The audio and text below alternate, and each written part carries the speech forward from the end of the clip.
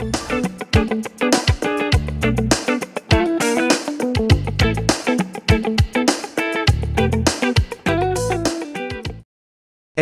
pertama dibuka dengan setengah dari duo utama kami Kim Deukpal penampilan khusus oleh Lee Seo-jin.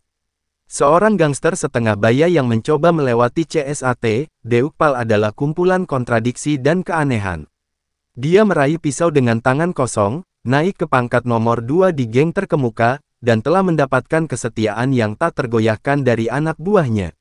Namun, ia juga berjuang dengan matematika sekolah menengah, bermimpi pergi ke perguruan tinggi, dan memperlakukan semua pendidik dengan sangat hormat.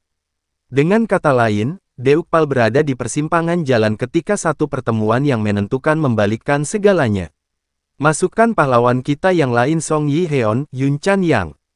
Seorang remaja bermasalah yang mencoba untuk mengakhiri hidupnya, Yi-heon melompat dari jembatan penyeberangan pejalan kaki hanya untuk diselamatkan oleh Deukpal.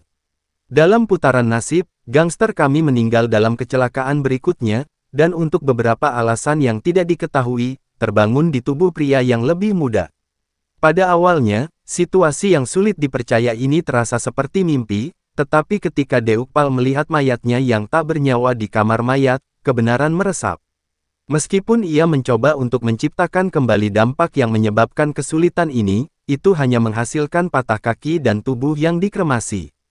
Maka dimulailah cerita dengan sungguh-sungguh ketika Deukpal mempelajari potongan-potongan sejarah Yi-heon, dan secara halus, itu berantakan.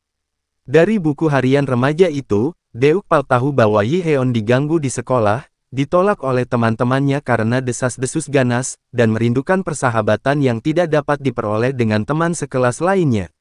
Adapun keluarganya, Yi-heon adalah dan satu-satunya putra seorang ketua perusahaan konstruksi top, tinggal bersama ibunya yang pecandu alkohol, dan diburu oleh sekretaris ayahnya yang haus kekuasaan.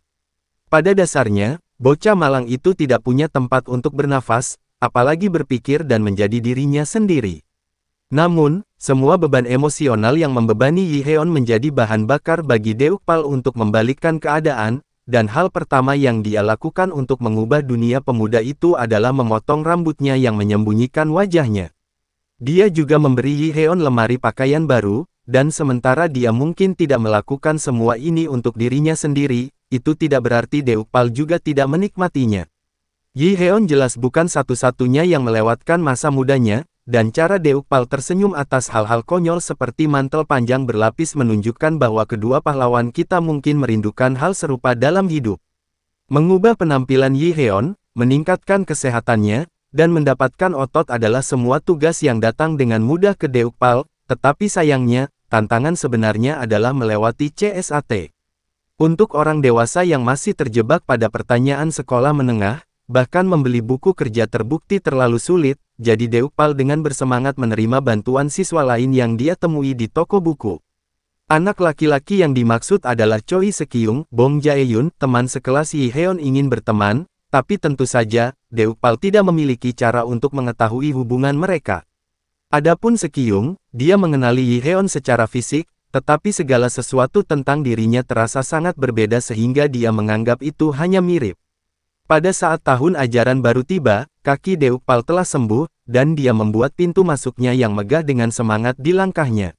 Baik teman-teman sekelasnya maupun gurunya tidak menyadari siapa dia sampai namanya dipanggil, dan siswa lain bergumam tentang perubahannya.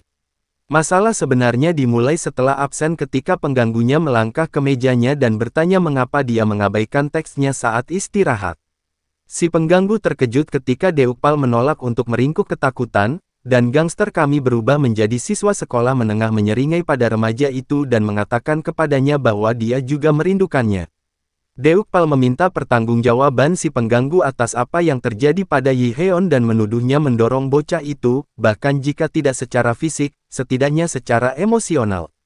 Dia memerintahkan para pengganggu untuk menyerang terlebih dahulu karena dia memiliki reputasi untuk ditegakkan, sehingga anak-anak datang berayun.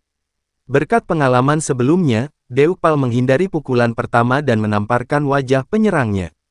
Namun, ketika seorang siswa yang lebih besar menyerangnya, kepercayaan diri Deukpal yang berlebihan dari kehidupan lamanya mengaburkan penilaiannya, dan dia menyadari terlambat sedetik bahwa dia tidak dapat membalikkan musuh-musuhnya di atas bahunya seperti yang dia lakukan selama hari-hari gangsternya.